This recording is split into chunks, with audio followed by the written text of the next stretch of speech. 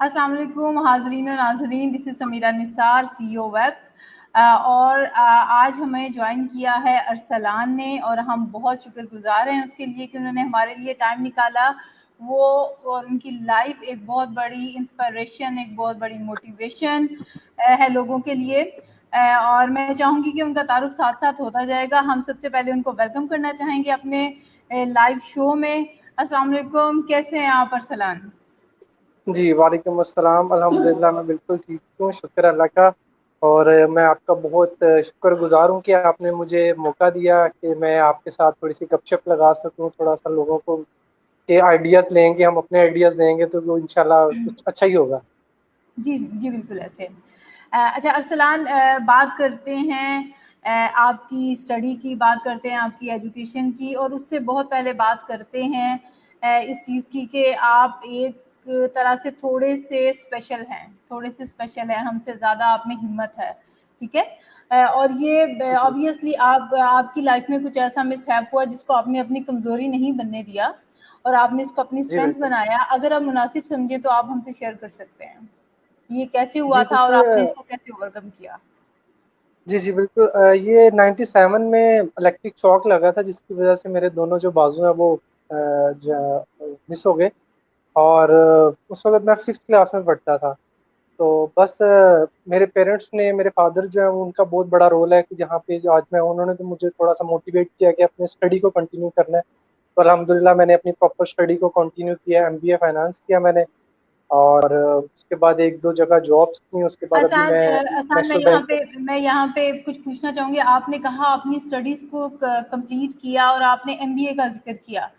तो किस तरह, जी, जी। मतलब इस पे थोड़ा-सा बताएँ कि आपको क्या डिफ़िकल्टीज़ आई और आपने इसको कैसे ओवरकम किया? ऑब्वियसली इट्स नॉट ईज़ी कि आप लिख नहीं सकते हैं। आप जी, जी, बिल्कुल ऐसे ही है। इंडिपेंडेंट नहीं हैं। आपने इसको कैसे कंटिन्यू किया प्लीज़?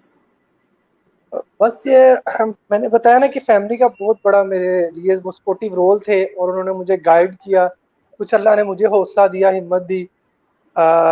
तो मैंने जो है 2 साल तो मुझे हॉस्पिटल में लग गए इस इंसिडेंट के बाद। तो उसके बाद फिर अब्बा ने कहा कि भई बेटा अपने तूने स्टडी करनी है। इस इंसिडेंट से पहले शायद मैं इतना अच्छा स्टूडेंट नहीं था। मैं अभी भी इस चीज़ को करता हूँ। सोचता भी हूँ कि अगर शायद ये मेरे साथ इंसिडेंट ना होता तो शायद मैं यहाँ तक ना पहुँच सकता। मैं एक बड़ा एवरेज सा स्टूडेंट था, लेकिन उसके बाद फिर जब ये इंसिडेंट हो गया तो मैंने सोचा कि नहीं यार, स्टडी जो है वो बहुत ज़रूरी है। तो मैंने उसको थोड़ा-सा उसमें थोड़ी-सी स्ट्रगल की, मेहनत की। तो नॉर्मल स्कूलिंग में पढ़ा हूँ, कोई स्पेशल स्कूल में नहीं पढ़ा, नॉर्मल यूनिवर्सिटीज़ में मैं पढ़ा हूँ। और उसमें आपने बात की थी लिखने की, तो वो मैं पाँव से लिखता हूँ जी। पाँव से लिख के मैंने सारे अपने एग्ज़ाम्स दिए, सारा जो भी है। और उसके वो भी मैंने मतलब एक लाहौर में ही एक स्टेशन पे एक दफ़ा मैं आया था, तो वहाँ पे मैंने एक जो था आदमी था, वो उसके दोनों बाजू बिल्कुल स्टार्टिंग से नहीं थे। तो वो पाँव के अपनी पाँव की उँगलियों से चाय पी रहा था, तो मैं उसके पास गया तो मैंने उसको कहा कि यार आप कैसे करते हो? उसने मुझे कहा कि मैं लिख भी लेता हूँ। मैंने कहा मुझे लिख के दिखाओ। तो उसने मुझे लिख के दिखाया, तो मैंने फिर आगे घर आके सोचा कि यार ये अगर वो बंदा लिख सकता है तो मैं क्यों नहीं लिख सकता? तो मैंने भी फिर घर आके प्रैक्टिस की, आहिस्ता-आहिस्ता वो प्रैक्टिस जो इतनी ज़बरदस्त हो गई कि मैं फ्लुएंटली लिखना शुरू हो गया और मैंने अपने सारे एग्ज़ाम जो उसी तरह पास आउट किए। अरसलान, ये बिल्कुल ऐसे इम्पॉसिबल लगता है जिसको आपने आई एम पॉसिबल करके दिखाया। मतलब इसमें आपको ऑब्वियसली बहुत टाइम लगा होगा उंगलियों से पाँव के लिखना, और इसके लिए आपको प्रैक्टिस भी बहुत लगी होगी। इसमें बहुत जगहों पे आपका हौसला टूटा भी होगा।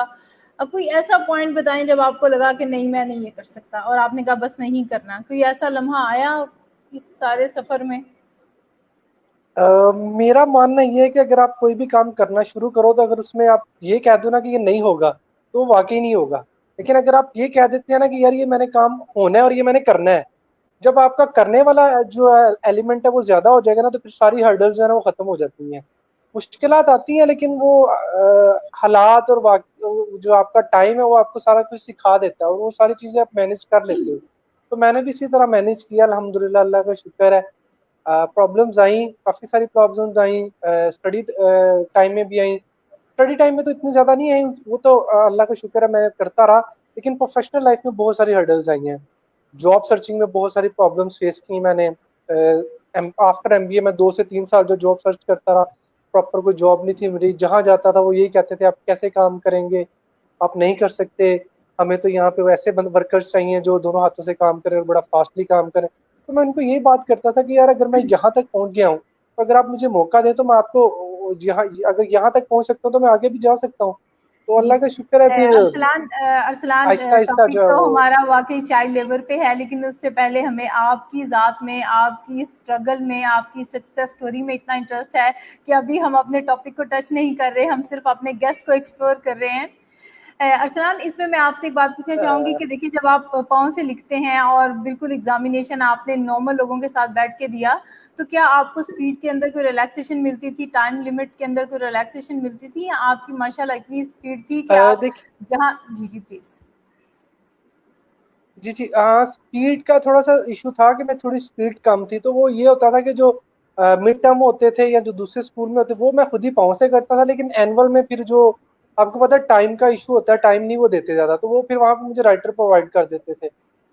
तो वो भी बड़ा मुश्किल फेज होता था कि आपने अब खुद से लिखना है, वो एक बड़ा वो बिल्कुल इजी और होता बात है, लेकिन आप किसी को लिखवा रहे, किसी को अपने पॉइंट्स बता रहे डिक्टेट हो, वो करवाना चीज बिल्कुल वैसी नहीं डिफरेंट होती है। थी। बिल्कुल और ऐसा है। मेरा एमबीए फाइनेंस था, तो उसमें सारे वो न्यूमेरिकली जो चीजें होती थी वो बड़ी मुश्किल हो जाती थी। तो मुझे उसमें काफी ज्यादा हुआ कि जो मिड टर्म होते थे उसमें मेरे मार्क्स अच्छे आते थे, लेकिन फाइनल में मेरे मार्क्स कम हो जाते थे, सिर्फ इस वजह से क्योंकि मैंने अपने पॉइंट्स किसी को बताने थे तो वो उसने पे लिखने थे, तो उसमें थोड़ा सा प्रॉब्लम आ जाती थी। लेकिन ये कि अल्लाह का शुक्र है वो उसको मैनेजेबल हो गया सारा। दूसरा, अरसलान, आपने भी बात की कि आपको जॉब सर्च में बहुत मसला दरपेश आया। आपको क्या लगता है कि हमारे यहाँ का जो सिस्टम है, कि या आपके लिए फ्रेंडली है उन लोगों के लिए जो किसी वजह से थोड़े स्पेशल हैं, थोड़े डिफरेंट हैं, हम कह सकते हैं कि ये उनके लिए फ्रेंडली एनवायरनमेंट है, चाहे वो जॉब प्लेस का हो नहीं, या चाहे वो आम और जगहों का हो, जो एंटरटेनमेंट प्लेसेस का हो। जी जी बिल्कुल, जी प्लीज। मेरा एक्सपीरियंस तो इसमें जो है ना वो यही है कि ये बिल्कुल फ्रेंडली नहीं है। हम लोगों को ना एक सिंपैथी के तौर पे देखा जाता है, बिल्कुल बेचारगी ऐसे, के तौर बिल्कुल पे, जो ऐसे, कि ऐसा बिल्कुल होना ऐसे। नहीं चाहिए। ऐसा होना नहीं चाहिए, ठीक है ना।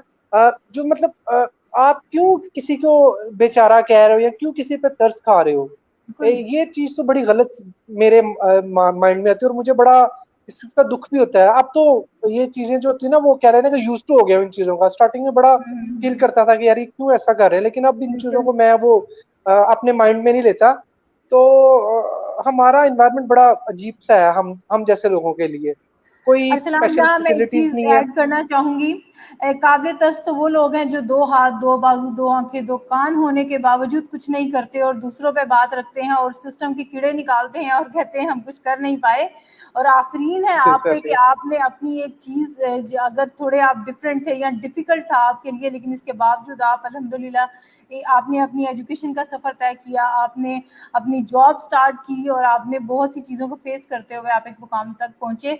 तो मेरे ख्याल से आप हमारा फख्र हैं। आपके साथ ना तो कोई हमदर्दी का कोई कुछ बनता ही नहीं है, आप तो मोटिवेशन है। हमदर्दी का तो दूर दूर तक कोई बिल्कुल सवाल ऐसे नहीं है। है ऐसा। बिल्कुल ऐसे। आ, अच्छा अरसलान, फिर आपको जॉब मिली कैसे? ये जो लास्ट में अभी आप बैंकर हैं, आप ऐसा ही है? जी जी, जी जी, अल्हम्दुलिल्लाह मैं बैंकर हूँ। आफ्टर एमबीए जो था, मेरे फादर भी बैंकर हैं, और जी मेरी विश थी कि मैं भी बैंकर बनूंगा। हालांकि मेरे फादर ने मुझे बहुत रोका था कि जब आफ्टर एफएससी उन्होंने मुझे यही कहा था कि नहीं बेटा, मेरे हिसाब से तुम्हारे लिए लेक्चरशिप ज्यादा बेटर है, तो तुम वो करो तो ज्यादा अच्छा रहेगा। बट मुझे था कि नहीं, मैंने बैंकर ही बनना है। वो कह रहे थे तुम्हारे लिए टफ हो जाएगी, वहां पे जो काम करना है वो सारा वो उस एनवायरमेंट में तुम नहीं वर्कआउट कर सकोगे। तो मेरी एक शुरू से आदत है कि जिस चीज से मुझे रोकते हैं ना, मेरा उस चीज में इंटरेस्ट ज्यादा होना शुरू हो जाता है, पता नहीं ये क्यों। पिंक, देखिए तो अरसलान, ये तो एक माना हुआ असूल है, ये तो पिंक एलिफेंट वाली बात है कि आपने सब कुछ सोचना है, सिर्फ एक पिंक एलिफेंट के बारे में नहीं सोचना और आपके माइंड में वही आएगा। ये इंसान की फितरत है कि जिस बात से रोका जाए उसका ध्यान। Forbidden fruits are always sweet.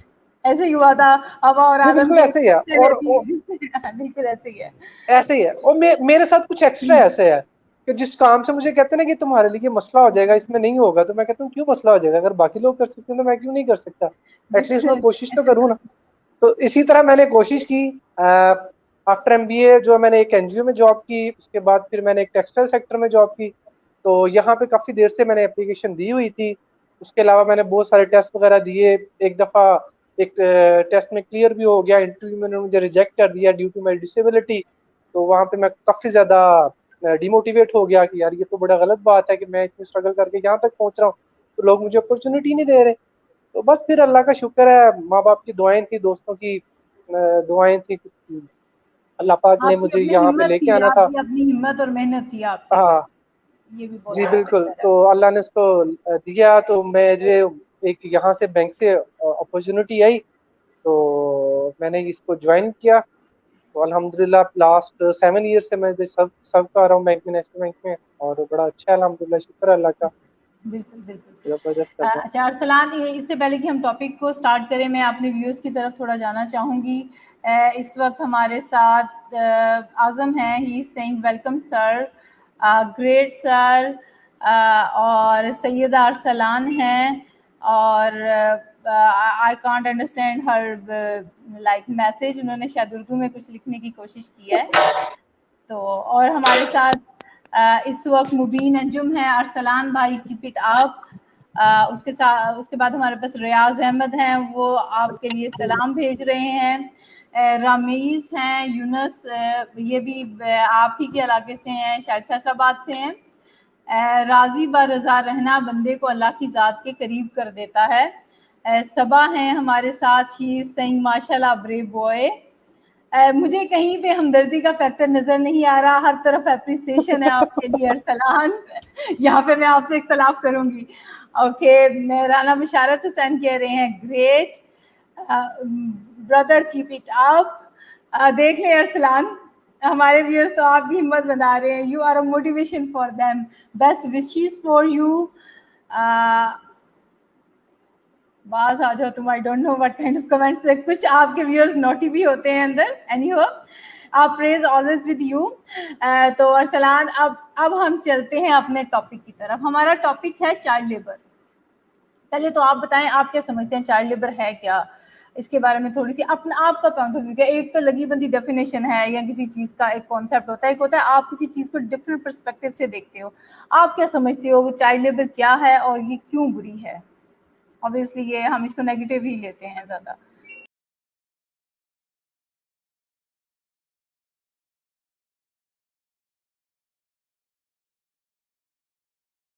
है, आई जस्ट थॉट कि मुझे कंफर्म कर लेना चाहिए।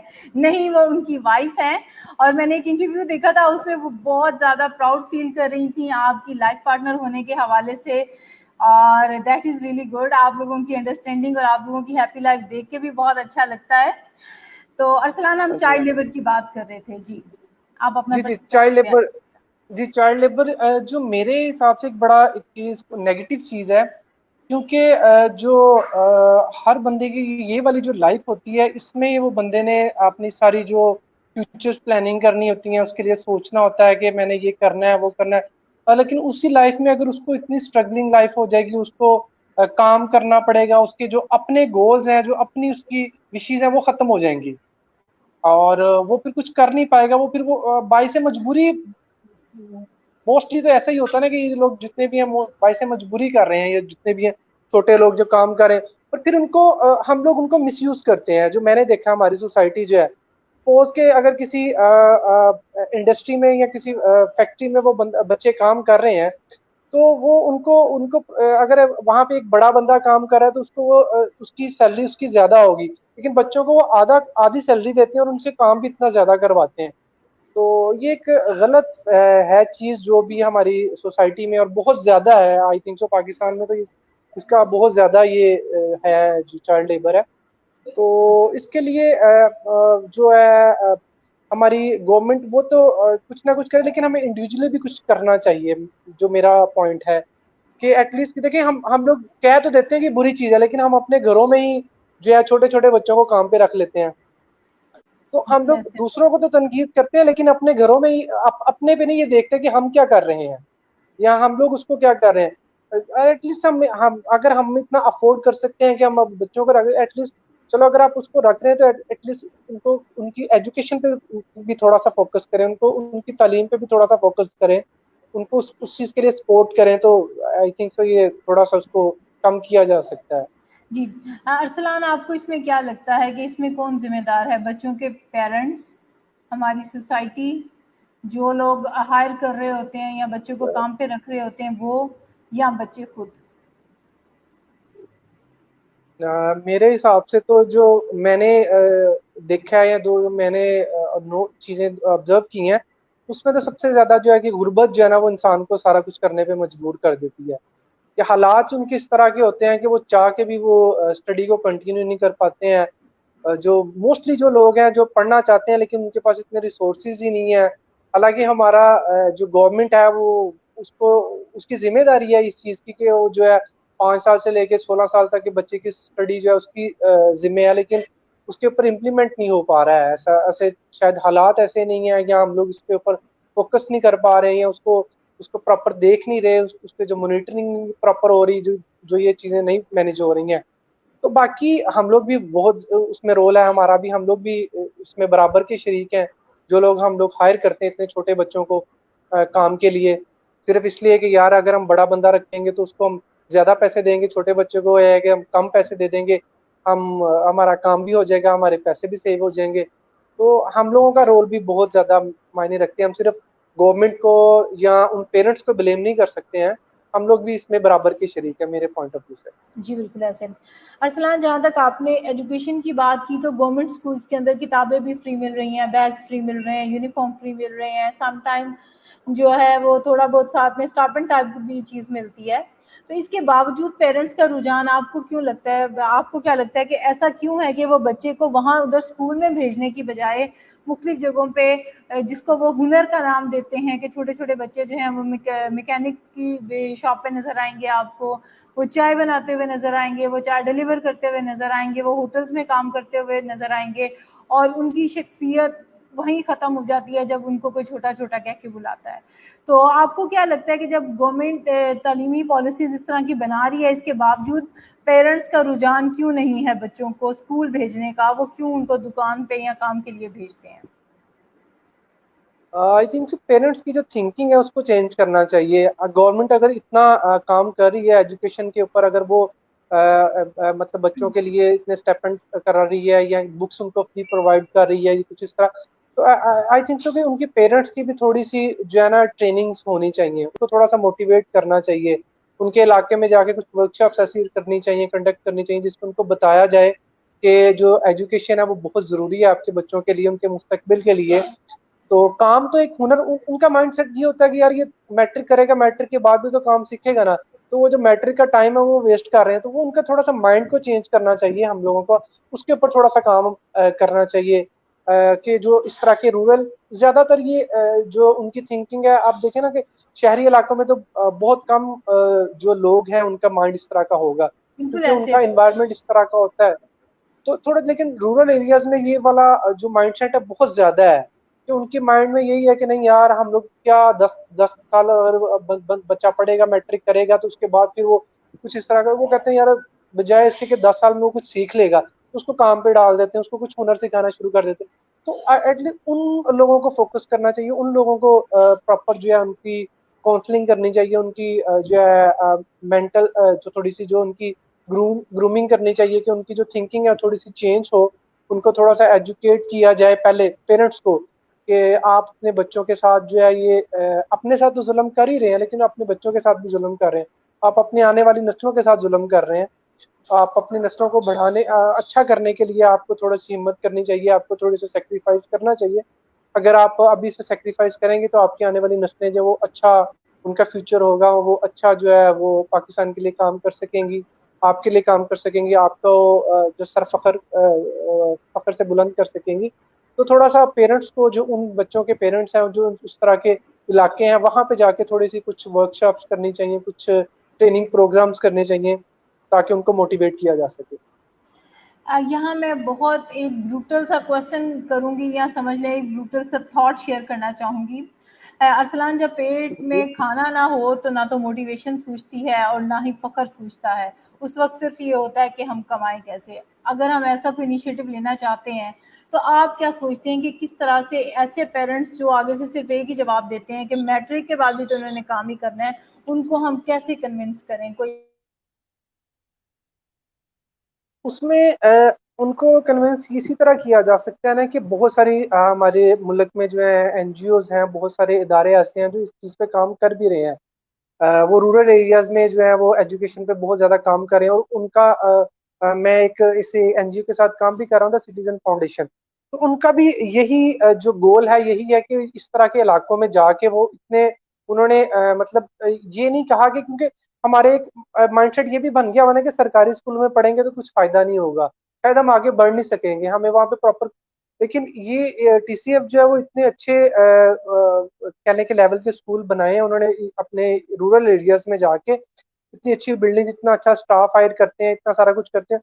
तो वहां पे जो टीचर्स हैं, जो प्रिंसिपल्स हैं, और हम लोग एज ए वॉलेंटियर जाते हैं और हम लोग यही काम करते हैं कि बच्चों के साथ जाके, बच्चों के पेरेंट्स के साथ भी जाके मीटिंग्स करते हैं और उनको ये प्रॉपर मोटिवेट करते हैं कि अगर आप प्रॉब्लम्स हैं फाइनेंशियली तौर पे, आप अफोर्ड नहीं कर पा रहे बच्चे को, कि आप बच्चों को कि बच्चे तालीम हासिल करें, कि आप फाइनेंशियल तौर पे इतने नहीं हैं कि आप उनको इन चीज़ों को अफोर्ड कर सकते हैं, तो उनको यही गाइड करते हैं कि अगर आप थोड़ा सा सेक्रीफाइस कर लेंगे इन चीज़ों को, तो आपकी आने वाली नस्लें संवर जाएंगी। तो इस तरह की थोड़ी छोटी छोटी मोटिवेशंस हैं जो उनको दे सकते हैं कि यार अगर आप और आपके बच्चे अभी अगर थोड़ी सी सफर कर लेंगे इन चीजों को, तो आने वाली नस्लें जो है वो तो संवर जाएंगी ना। जी, एक्सट्रीमली सॉरी, वो बीच में थोड़ा सा इंटरनेट का प्रॉब्लम होने की वजह से मैं कॉल से अलग हो गई थी, जी जी जी जी। हो गई थी। इट्स ओके, फाइन जी।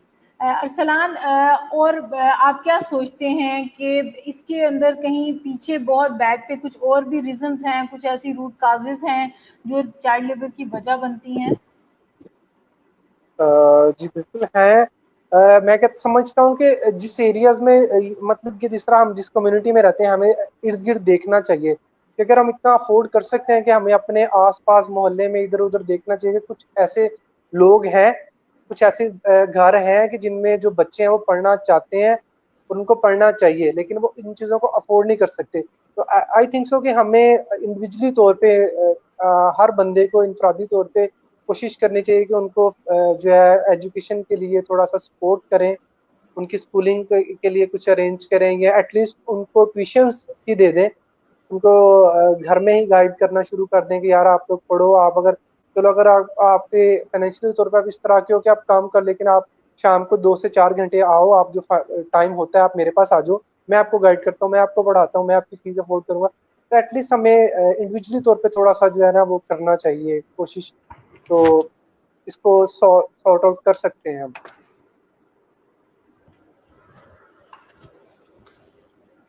जी, अरसलान, आपको क्या लगता है कि हुकूमती तौर पे ऐसी कौन सी पॉलिसीज होनी चाहिए जिसकी वजह से हम ये चाइल्ड लेबर जैसे, जिसको मैं क्राइम कहूंगी, इसको कंट्रोल कर सकते हैं? देखिए जी, पॉलिसीज तो हर चीज के लिए बनी हुई है, लेकिन उन पे इम्प्लीमेंट होता है या नहीं होता है ये बात की बात है। इसी जी, तरह की हमारे मुल्क में बहुत सारी पॉलिसीज हैं, जो बहुत सारे लॉज हैं वो इम्प्लीमेंट नहीं होते प्रॉपर जो है, या उनकी प्रॉपर मॉनिटरिंग नहीं होती है। तो ये थोड़ा सा हमारा ड्रॉबैक है। तो हुकूमत को यही है कि एटलीस्ट चाहिए कि एक इस तरह की चीज को इसको प्रॉपर जो है उसको इम्प्लीमेंट करें कि जो एटलीस्ट 18 साल की तक जो बच्चा है वो किसी भी, या एटलीस्ट मैट्रिक जब तक नहीं कर पाता तो उसको काम ना करने दिया जाए, उसकी जो रियासत या गवर्नमेंट जो है उसको सपोर्ट करे एजुकेशन के लिए। उनके घर वालों को, जिस तरह पहले भी बात हो चुकी है, कि उनको थोड़ा सा उनका माइंडसेट चेंज करना चाहिए, उनको थोड़ा सा गाइड करें कि उनकी थोड़ी सी ट्रेनिंग इस तरह की हो जाए, या थोड़ी सी उनको उनके माइंड में इस तरह की बातें आ जाए कि यार नहीं, हमने अपने बच्चों को जो है उनके मुस्तकबिल के लिए उनको पढ़ाना है, ज़रूरी है एजुकेशन जो, उसके बाद वो काम करेंगे, जो भी करेंगे वो बात की बात है। तो जी। गवर्नमेंट को भी चाहिए कि इस तरह की कोई पॉलिसीज निकालें, तो उसके ऊपर इम्प्लीमेंट लाजमी करें, अगर पॉलिसी निकाल भी रहे हैं तो उसको जो है प्रॉपर जो है यूटिलाइज किया जाए। जी, इसमें अरसलान, मैं आपसे पूछना चाहूंगी कि आपको लगता है कि एक शख्स जो खुद चाइल्ड लेबर का शिकार रह चुका हो, वो जब खुद एक ऐसे लेवल पे आता है कि जब उसके बच्चे होते हैं, तो आपको क्या लगता है वो आगे से क्या ये चीज नस्ल दर नस्ल जो है ये ट्रांसफर होती है? मतलब जब उसने खुद भी वही चीज एक्सपीरियंस किया तो वो अपने बच्चों को भी उसी रास्ते पे लेके जाएगा? आप क्या समझते हैं, क्या इसमें इस चीज का भी हाथ है कोई? देखिए वही बात वही आ जाती है ना कि आप हमारे, हाँ एक बड़ा ये अलमिया है कि हम लोग हमारी फैमिली में हमारे बड़े ये कर रहे हैं, हमने भी ये करना है। बेशक वो गलत कर रहे हैं, हमने कभी भी इसको चीज को ये नहीं करना कि यार ये अगर बड़े हैं तो ठीक है, हम रिस्पेक्ट विद रिस्पेक्ट, हम बड़े हैं उनकी रिस्पेक्ट तो करनी चाहिए। लेकिन आपको एक एजुकेशन का मतलब यही है कि आपको वो अवेयरनेस देती है कि क्या गलत है, क्या जो है सही है। तो आपका माइंडसेट एजुकेशन ही चेंज करती है कि, लेकिन जब अगर आप एडुकेट ही नहीं होंगे तो फिर आपने उसी माइंड के साथ, जिस तरह के आपके पेरेंट्स का माइंड है, आपने भी उसी माइंड के साथ चलना है कि हाँ यार हमारे जो है फादर ये कह रहे हैं, हमारे जो बड़े हैं वो ये कर रहे थे, तो हमने भी वैसे वैसे वैसे चलना है। तो मसला वहीं पे आ जाता है कि माइंड चेंज करने की, जब तक हम थिंकिंग चेंज नहीं करेंगे तो तब तक कुछ भी नहीं हो जाएगा होगा। जी अरसलान, जो हमने अभी डिस्कशन की उससे जो कुछ मेन पॉइंट सामने आते हैं मैं उनको एक दफ़ा समराइज करना चाहूँगी कि चाइल्ड लेबर में हर शख्स जी का जरूर। हर जगह पे जो है वो एक किरदार है, इसको मनफी किरदार ही कहा जा सकता जी है। इसमें पेरेंट्स अपनी जगह पे जो है वो बिल्कुल। शामिल हैं। इसमें हम लोगों का भी कंट्रीब्यूशन है कि हम कोशिश करते हैं कि एडल्ट्स जो होंगे ऑब्वियसली वो ज़्यादा वेजेस का मुतालबा करेंगे, तो हम बच्चों को काम पे रख लेते हैं, उनसे ज़्यादा काम भी करवाएंगे, उनसे डांट डपट भी कर ली जाती है। ऐसे हज़ारों केसेस नज़र आते हैं जिसमें बच्चियों को जो घरों में काम करती हैं उनको जो है वो ज़हनी जिस्मानी तशद्दुद का निशाना बनाया जाता है, उनको जला दिया जाता है, उनको सज़ाएँ दी जाती हैं छोटी-छोटी चीज़ों पे कि उनसे कोई बर्तन टूट गया या उन्होंने काम ठीक नहीं किया, और पेरेंट्स जो हैं वो मुड़ के उनको नहीं देखते, वो पलट के उनको नहीं देखते कि बिल्कुल हमने अपना बच्चा कहाँ भेजा हुआ है। इसमें हर शख्स का अपनी जगह पे किरदार है और उसका ये अब हम पे है कि हम उसको मनफी तरीके से निभाते हैं या उसको मुस्बत तरीके से निभाते हैं। मैं ये चाहूँगी कि बिल्कुल ऐसे ही। इसमें गवर्नमेंट की तरफ से भी कुछ ऐसे इनिशिएटिव्स हों और हमारे इंडिविजुअल लेवल पे कुछ ऐसे इनिशिएटिव्स हों। डिफरेंट एनजीओज इस पे काम कर भी रही हैं, लेकिन बहुत सारा काम अभी होना बाकी है। अरसलान, मैं चाहूँगी इससे पहले बिल्कुल कि ऐसे ही। हम अपने इस प्रोग्राम को सम अप करें, आप कुछ लास्ट में मैसेज देना चाहें गवर्नमेंट को, या आप पब्लिक को, या आप यूथ को, क्योंकि आगे से तो इन्होंने ही मुल्क को लेके चलना है, तो अभी से इनके जो है वो जहन उस तरह से बनाए जाएं। तो इसलिए स्पेशली यूथ के लिए मैं चाहूंगी कि कोई मैसेज दें आप इस हवाले से, या जनरली जी आप कुछ जरूर। कहना चाहें। जी जरूर, बिल्कुल। देखिए जी, गवर्नमेंट जो है वो उसको तो नहीं, हमको हम तो कह ही सकते हैं ना, वो काम करे ना बिल्कुल करे ऐसे वो तो एक अलग बात है, वो एक इशू टॉप। लेकिन हमें इंडिविजुअली जो है ना वो लाजमी कुछ ना कुछ कंट्रीब्यूट करना चाहिए। एटलीस्ट चले, अगर हम फाइनेंशियली तौर पे सपोर्ट नहीं कर सकते तो एटलीस्ट हम एक प्रॉपर गाइड तो कर सकते हैं ना किसी को। किसी अपने फैमिलीज में देख लें, या किसी अपने मोहल्लों में देख लें, या किसी अपने एनवायरनमेंट में देखें, कुछ इस तरह की फैमिलीज अगर है, कुछ बच्चे आपको नजर आते हैं, ऑब्वियसली होते भी हैं, लेकिन हम लोग ये कहते हैं कि कोई आए वो करे, क्यों, किसी का क्यों इंतजार करें। एटलीस्ट हम जो हम कर सकते हैं एटलीस्ट हम वो तो करें, कि इनिशिएटिव तो लें। बिल्कुल तो जब वो कहते हैं ना कतरा कतरा मिलके फिर ही दरिया बनता है ना, तो जब तक हमने वो कतरा नहीं बनना तो तब तक वो दरिया नहीं बन सकता। तो एटलीस्ट जो हमारी बिल्कुल सही जिम्मेदारी है या जो हम कर सकते हैं हम वो करें। तो बाकी अल्लाह पाक भी अच्छे कामों में ऑटोमेटिकली मदद करता है, और आपके साथ लोग जो है, अगर आप अच्छा काम करें तो अच्छे लोग मिलते रहते हैं। तो वो बिल्कुल आप सही है, बिल्कुल सही है। स्टार्टिंग करें तो सारा कुछ हो जाता है। तो यंग जनरेशन को भी यही पैगाम है मेरा कि एटलीस्ट जो वो कर सकते हैं, जो उनके बस में है, जरूरी नहीं है कि वो किसी से मदद लें, एटलीस्ट जो वो कर सकते हैं एटलीस्ट वो करें। ये ना कहें कि कोई आएगा, कोई साथ मिलेगा फिर वो करेगा। तो इनिशिएटिव आपने खुद लेना है, आपने खुद से करना है। तो आप करेंगे तो इंशाल्लाह आपके साथ लोग भी मिलते जाएंगे, काफिला बनता जाएगा, और मंजिल जो आसान होती जाएगी बिल्कुल इंशाल्लाह। बिल्कुल ऐसे ही है। जी, मैं अरसलान, मैं आपका बहुत शुक्रिया अदा करना चाहूँगी, आपने हमारे लिए टाइम निकाला, और आपने अपनी इतनी वो कीमती आरा से हमें जो है वो लाइक आगाह किया। और मैं अपने व्यूअर्स का शुक्रिया अदा करना चाहूँगी कि उन्होंने टाइम निकाला और हमें सुना, और उनके व्यूज़ जो हैं और उनके जो कमेंट्स हैं उससे पता चलता है कि वो भी इस चीज़ को दिल से बुरा जान रहे हैं। और हम सब लोग अगर देख जी रहे हैं कि ये एक चीज़ बुरी है, तो हमें ये तो जहाद का सबसे निचला दर्जा है ना कि आप किसी चीज़ को दिल में बुरा जाने। तो अब मेरे ख्याल से हमें इससे एक बिल्कुल सर। अगले स्टेप पे चलना है कि हमें कोशिश करनी है कि ये जो सब हमारे इर्द गिर्द हो रहा है इसको रोकें, और कम से कम हम खुद इसमें बिल्कुल कंट्रीब्यूट ना करें इस तरह से कि हम चाइल्ड लेवल पे बड़ी बड़ी बातें तो कर रहे हों, लेकिन हम खुद से घर में जो है छोटे छोटे बच्चों से काम करवा रहे हैं, और हमने मेड जो है वो रखी हुई है, बेशक। तो बच्ची की एज बहुत छोटी सी है और हम उससे भी ज्यादती कर रहे हैं। तो सबसे पहले हमें अपने लेवल पे बिल्कुल इस चीज़ को कंट्रोल करना है, फिर दूसरों में अवेयरनेस क्रिएट करना है, और इस तरह के बहुत से हम मसाइल, बहुत सी चीज़ें जो है वो हमारे इर्द गिर्द हैं। और बीइंग WPTH हमारा मकसद ये होता है कि हम ऐसी चीज़ों को हाईलाइट करें, ऐसी थॉट प्रोवोकिंग चीज़ें सामने लेके आएँ। देखिए अरसलान, बिल्कुल आप वाली बात के करना तो किसी ने अपनी मर्जी से ही है, हमारा मकसद है कि कोई चीज़ सामने ले आना, उस पे एक बार तज़किरा बिल्कुल ऐसे कर ही होगा। देना, उसका तज़किरा होगा, उसके बारे में बात होगी तो चीज़ें फ्रेश हो जाएंगी। मे भी हमारी इस बात को सुन के कोई एक शख्स अपने घर में या जो भी डायरेक्टली इनडायरेक्टली अगर वो किसी बच्चे के साथ इस तरह से सर्विस में रिलेटेड है तो वो उसके साथ थोड़ा सा लीनियर बिहेवियर शो करे। तो हमारी यही कोशिश होती है, इस तरह से हम चीज़ों को पॉइंट आउट करते जाएं। आप सब लोगों से भी रिक्वेस्ट है कि इसके अलावा भी अगर आपको लगता है कि कोई पॉइंट्स है जिन पे बात होनी चाहिए या आप बात कर सकते हैं, you are most welcome to join us. आपके लिए बहुत सी दुआएं हैं, बहुत सी वेल विशेस हैं हमारी अरसलान। अल्लाह ताला आपको इसी तरह से हिम्मत दें और आप लोगों के लिए एक हिम्मत की मिसाल बन के सामने आते रहें। Thank you so much. जी माशाल्लाह, बड़ा अच्छा। जी बड़ा माशाल्लाह अच्छा आपका ये प्लेटफॉर्म है जिसके ऊपर मैं देखता रहता हूँ कि रोज कोई ना कोई टॉपिक्स, डिफरेंट टॉपिक्स होते हैं जिस पे बात होती है। तो मकसद यही होता है कि आप भी बड़ा अच्छा काम कर रहे हैं कि कोई आ रहा है अपनी बातें शेयर कर रहा है, अगर अपने पॉइंट दे रहा है तो एक छोटी सी बात भी अगर किसी के माइंड में क्लिक कर जाती है तो आई थिंक सो कि हमारा जो है वो कंट्रीब्यूशन जो है वो काफी है, इनफ है कि अगर एक बंदा भी हमारी बात को सुन के या उसको करके वो अपने ऊपर इम्प्लीमेंट कर लेता है तो शायद हमारी बातें करने का मकसद पूरा हो जाता है और हमारा इस प्लेटफॉर्म का, आपका इस प्लेटफॉर्म का मकसद पूरा हो जाता है। तो बड़ा अच्छा आपका, आपके लिए बहुत सारी जो है बेस्ट विशेस हैं। अल्लाह पाक आपको बहुत सारी हिम्मत इसी तरह देता रहे जी।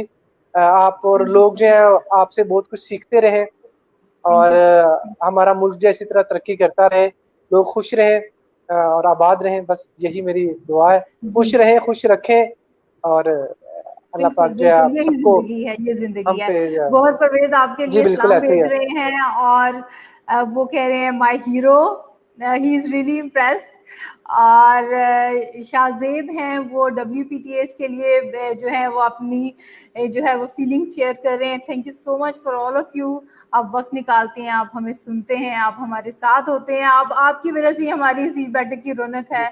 अपना बहुत सा ख्याल रखिएगा। कल इंशाल्लाह एक नए टॉपिक के साथ, एक नई थॉट के साथ, एक नई पर्सनैलिटी के साथ आपके सामने हाजिर हो जाएंगे ताकि हम इसको उस एक नए पॉइंट को भी एक्सप्लोर कर सकें। Thank you so much. अपना बहुत सा ख्याल रखिएगा। Take care. अल्लाह हाफिज। अल्लाह।